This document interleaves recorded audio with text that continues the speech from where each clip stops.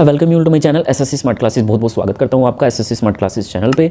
आज की वीडियो में बात कर लेते हैं सीजीएल 2024 का जो कोर्ट केस हुआ था उसके रिगार्डिंग। देखिए, जो आपका मतलब कोर्ट केस हुआ था उसमें यही था कि जो लिस्ट 1 के कैंडिडेट थे जेएसओ वाले, वो लिस्ट 3 में क्वालिफाई नहीं करने चाहिए थे, क्योंकि उनकी जो एज लिमिट है वो एसएससी के नोटिफिकेशन में जो क्राइटेरिया है उसके अकॉर्डिंग फुलफिल नहीं कर रही थी। मतलब जो लिस्ट 3 जो निकली थी, जिसमें आपकी जेएसओ और लिस्ट सेकंड वाली जो पोस्ट है, इनको छोड़ करके स्टैटिस्टिकल इन्विजिलेटर वाली जॉब छोड़ करके बाकी अदर पोस्ट जो है वो टियर 3 के लिए होनी थी, तो उसके लिए एज लिमिट उनकी क्वालिफाई नहीं कर रही थी। और एसएससी के नोटिफिकेशन में भी ये साफ साफ है। तो यहाँ पर आपका जो पक्ष ले रहे थे, जो आप सभी स्टूडेंट के साथ जो खड़े थे, वो थे अभिनय सर, और उन्होंने जो है वो इसमें हाई कोर्ट का रुख अपनाया था कि वो हाई कोर्ट की तरफ जाकर के स्टूडेंट के जो हित में है, स्टूडेंट के लिए वो लड़ेंगे। ठीक है, ये केस लड़ेंगे, क्योंकि बहुत ज़्यादा गलत चीज़ें हो रही हैं, क्योंकि कितने सारे कैंडिडेट जो मतलब क्वालिफाई नहीं होने चाहिए थे, जिनकी वजह से कट ऑफ बढ़ी, और बहुत सारे कैंडिडेट जो हैं वो टियर 2 के लिए क्वालिफाई नहीं हुए। तो ऐसे में यार कितनी सारी जो मतलब चीज़ें हैं वो गलत हुई स्टूडेंट के। नॉर्मलाइजेशन का एक मैटर ही अलग है, लेकिन अभी ये जो वाला मैटर है ये थोड़ा सिग्निफिकेंट मैटर है।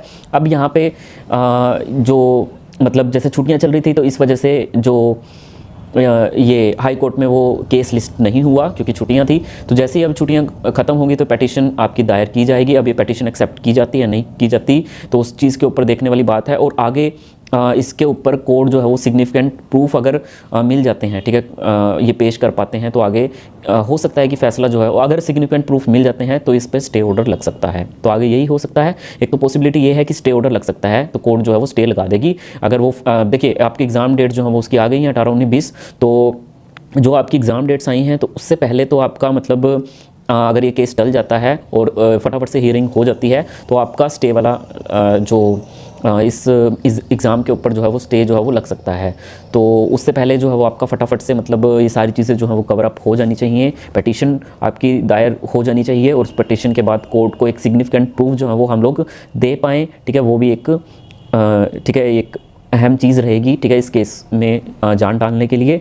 तो अगर कोर्ट कन्विंस नहीं होती तो फिर आपका जो है वो स्टे नहीं लगेगा, और फिर ये एग्ज़ाम जो है वो हो जाएगा। लेकिन कोर्ट को अगर ये जो प्रूफ, जो एविडेंस हैं, वो अगर स्टीक लगे, इन्वेस्टिगेशन होगी, इन्वेस्टिगेशन भी करवाई जाएगी। लेकिन एसएससी का आपको पता है, एसएससी भी बहुत ज़्यादा हद तक ट्राई करेगी कि कुछ रिजल्ट जो है वो रिवाइज ना हो। ठीक है, वो इस मैटर में ज़रूर बहुत सारी चीज़ें कहेंगी। आपने सीजीएल 2023 में भी देखा कि बहुत सारी चीज़ें, कुछ क्वेश्चंस थे जो बिल्कुल साफ गलत ही दिख रहे थे, लेकिन एसएससी ने सारे ट्राई किए कि वो उसको सही प्रूव कर सके। तो कमीशन बहुत बड़ा है, उस पर सवाल उठते हैं अगर इस तरीके की जो चीज़ें हैं होती हैं।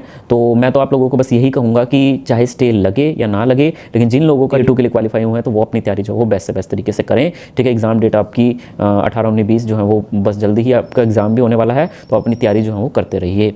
ठीक है, कट ऑफ डेफिनेटली बड़ी है, क्योंकि लिस्ट 1 के कैंडिडेट सारे के सारे लिस्ट 3 में आपको देखने को मिल रहे हैं।